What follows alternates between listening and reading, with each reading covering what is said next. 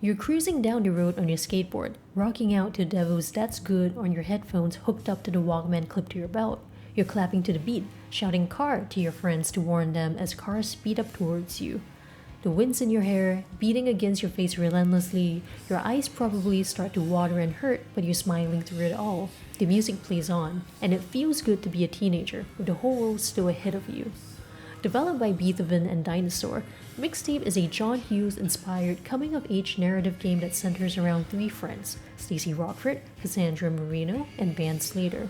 It's their last day of high school, and more pertinently, Stacy's last day in their small town before she heads off to New York City in pursuit of her dream job as a music supervisor.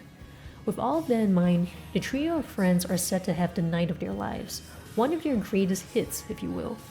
The plan is simple: find booze, have pre-drinks at a secret hideout, and then head to a beach party hosted by one of the most popular girls in town. Everyone who's anyone is gonna be there. What better way to end an era and usher in the start of a new one? As you flit from one area to the next, you get to examine various items like cassette tapes and photos that will take you into a flashback sequence showing you what the three friends got up to at a point in time. This is where Mixtape shines, as the game succeeds in capturing the carefree nature of youth and nostalgic aimlessness, even if Cass insists that being a teenager feels heavy and like the end of the world all the time. And you know what? Maybe she's right. As adults, we have a tendency to look back on our teenage years with fondness. Those were the years when we still had our youth and the freedom to do whatever we wanted. Yet, as teenagers living those same years, it's hard to feel as optimistic. Things were simpler, sure, but every little conflict also feels incredibly heavy. While Stacy, Cass, and Van all get along well for the most part, it's clear that they've had their ups and downs. The primary conflict in Mixtape centers around Stacy's decision to leave for New York, throwing their road trip plans into disarray. A road trip that, mind you, had been in the books since their freshman year. The trio deals with this wrench in their plans in different ways, but you can always feel the tension bubbling just beneath the surface. It's a great way of reminding us how even the smallest things can hurt, especially when they come from the people you've always regarded as your best friends.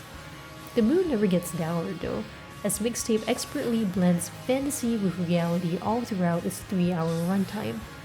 A fun, aimless romp through a meadow transforms into bouncy jumps and fantastical leaps into the air. Lifting your arms in the back of the car perks up being a wallflower style, conjures up exploding fireworks. Flipping off a car or a dumpster on the side of the road causes them to explode.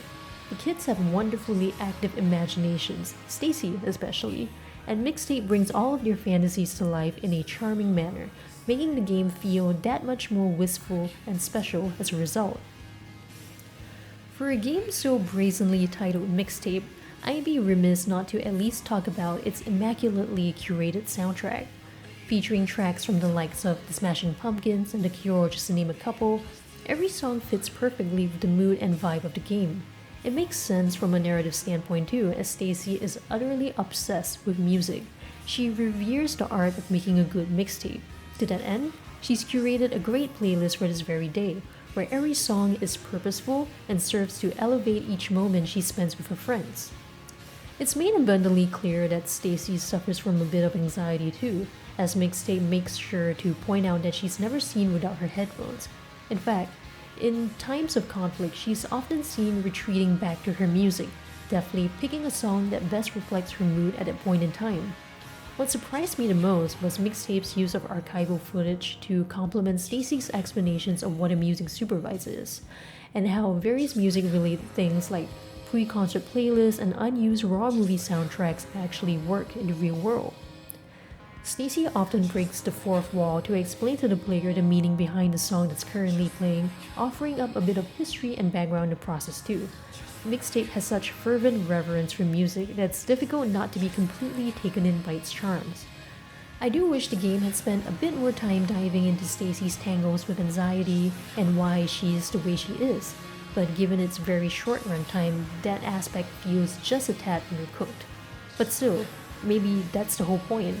The short runtime allows players to enjoy the game as a John Hughes-style coming-of-age story that you can blow through in one afternoon.